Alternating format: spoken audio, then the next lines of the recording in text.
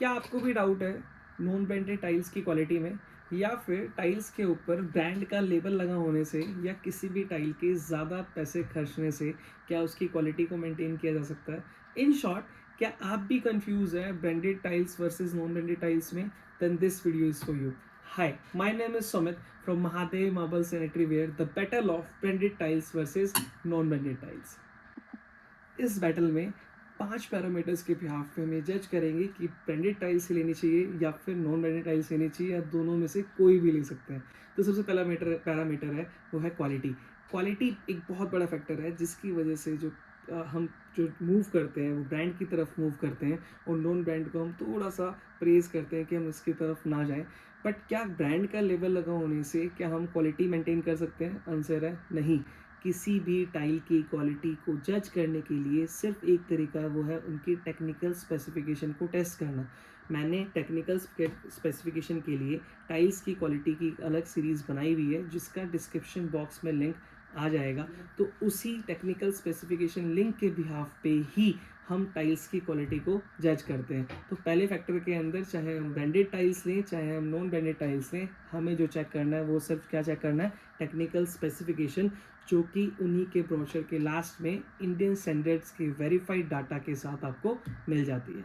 तो second point है आपका डिज़ाइंस.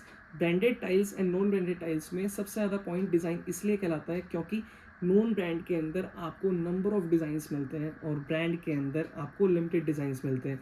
इसीलिए हमें डिज़ाइंस तो पसंद आते हैं नॉन ब्रांड में, लेकिन क्वालिटी के एक डर से हम ब्रांड की तरफ मूव करते हैं. तो क्वालिटी के लिए हम टेक्निकल स्पेसिफिकेशन को फॉलो करेंगे, और डिज़ाइंस के लिए हम किसी में भी जा सकते हैं, चाहे वो ब्रांड हो चाहे वो नॉन ब्रांड हो.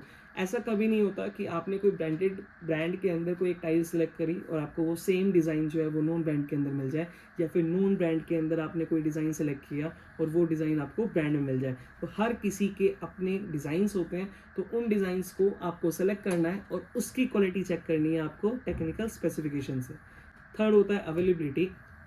बेसिकली ब्रांड की तरफ एक रीज़न ये भी होता है कि बाई चांस आज आपने टाइल ली और आपको साल भर बाद या 2 साल बाद कोई डिज़ाइन के अंदर टूट फूट हो गई, आपके घर में कुछ काम हो गया, आपको दोबारा से टाइल्स चाहिए, तो नॉन ब्रांड के अंदर उनके मिलने के चांसेस कम होते हैं और ब्रांड के अंदर वो मिलने के चांसेस ज़्यादा होते हैं.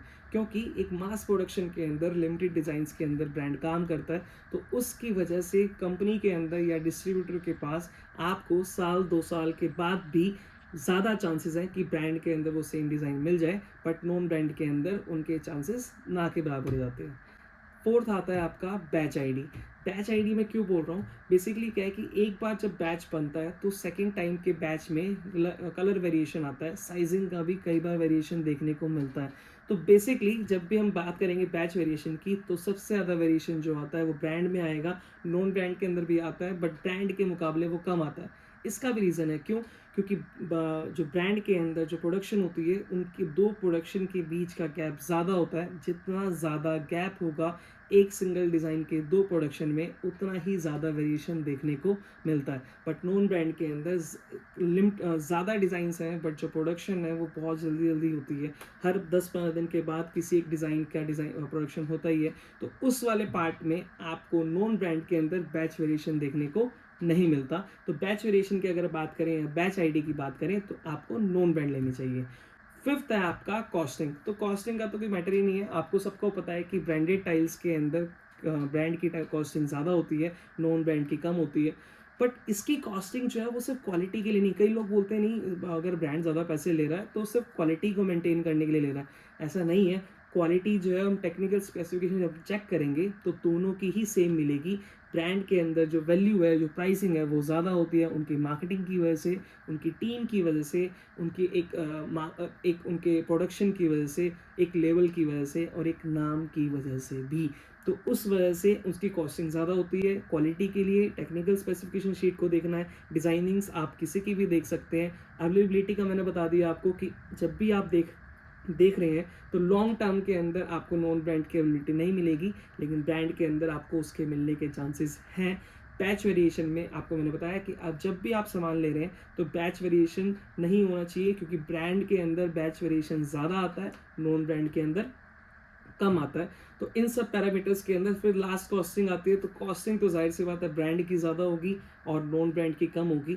तो अगर आपको पैसे बचाने हैं तो आप नॉन ब्रांड की तरफ जा सकते हैं। अगर आपको सिर्फ अवेलेबिलिटी देखनी है, आपको कोई डर है कि नहीं यार 5 साल बाद टूट गई तो मुझे कैसे मिलेगी या मिल पाएगी या नहीं मिल पाएगी, तो वही एक फैक्टर है ब्रांड की तरफ जाने का।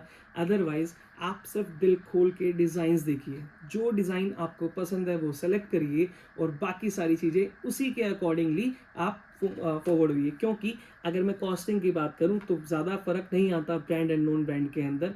तो और आपका जो वर्थ है, उसके जो यूसेज है वो अगले 10 से 15 साल के लिए है। तो क्यों आपकी जो मान लो आपने ₹1,00,000 की नॉन ब्रांड की टाइल्स ली, 1,10,000 की आपकी ब्रांड की आ रही है, तो 10,000 की जो वर्थ है वो अगले 10 साल के लिए है। तो पैसों की कोई इतना ज़्यादा फ़र्क नहीं है कि आप सिर्फ ब्रांड की तरफ ना जाएं, सिर्फ नॉन ब्रांड की तरफ जाएं कॉस्टिंग के लिए। बट डिज़ाइनिंग्स जो हैं वो नॉन ब्रांड के अंदर ज़्यादा मिलते हैं। तो जब भी आप नेक्स्ट टाइम टाइल्स परचेज़ करने के लिए जाएं तो सिर्फ डिज़ाइंस देखें कि जो डिज़ाइन आपको अच्छा लग रहा है उसको सेलेक्ट करें, उसकी टेक्निकल स्पेसिफिकेशन देखें।